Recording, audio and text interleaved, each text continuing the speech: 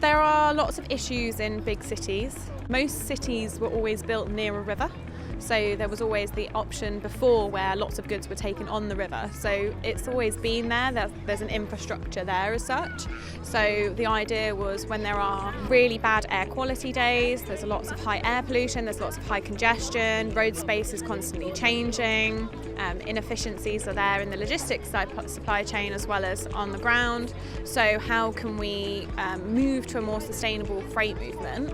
And the idea would be that river freight could do that. But if it's going to be done sustainably, we need to make sure that all of the stakeholders are involved. So it just made sense to fill in the gaps that some pilots may not have looked at, and look very much on the cross-docking nature of what that looks like with last mile.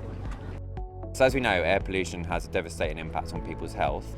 Freight is a significant and increasing contributor to that. That's why we funded a suite of projects to explore the potential for reducing emissions from freight. So we're looking at the use of cargo bikes, we're looking at the use of rail, we're looking at consolidation, and also looking at click and collect alongside river freight. The challenges in London with deliveries, it's very complicated. There's lots of different suppliers delivering in London, lots of different models of operation. You really have to work very closely with the suppliers to understand those. There's a lot of work that's missing in the freight and logistics in thinking about the impact of the deliveries. This project's really going to help in terms of helping the businesses think about when their deliveries happen, where they're going to happen, and organising it a bit more.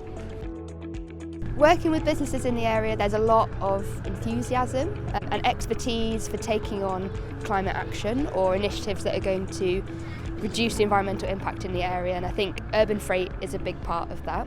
We've got things like cargo bikes, which are becoming more and more widely used throughout the bid, and that understanding that urban logistics is a really important part of how we reduce our emissions. I think the concerns from businesses are how can they continue to operate and how can they continue to face all the different challenges that we know small businesses are facing. We've got the cost of energy, we've got the cost of living crisis. How can businesses continue to operate and do well, but also be able to switch to those different ways of working? With the river freight project as part of this sort of curbside solution is crucial because the river is such an instrumental part of the pathway in most urban areas. Most cities have a river of some sort, and so getting the model right is actually really crucial. But I think the ability to take vehicles off the road and reduce congestion is a great benefit for the supply chain. Anything that takes congestion away makes a huge amount of sense, but it's got to be environmentally clean.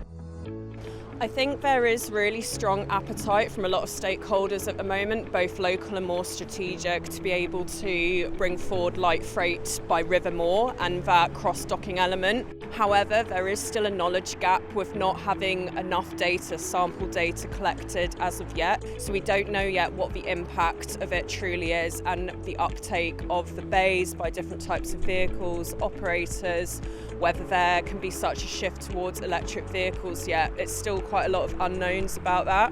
And as we move into the next phases of the project, start to really have a strong uptake in the bays by operators, we'll be able to have a much richer data source, be able to look through it and really pull out what the key findings are and be able to translate that into a factual document that can be taken forward and shared with other stakeholders.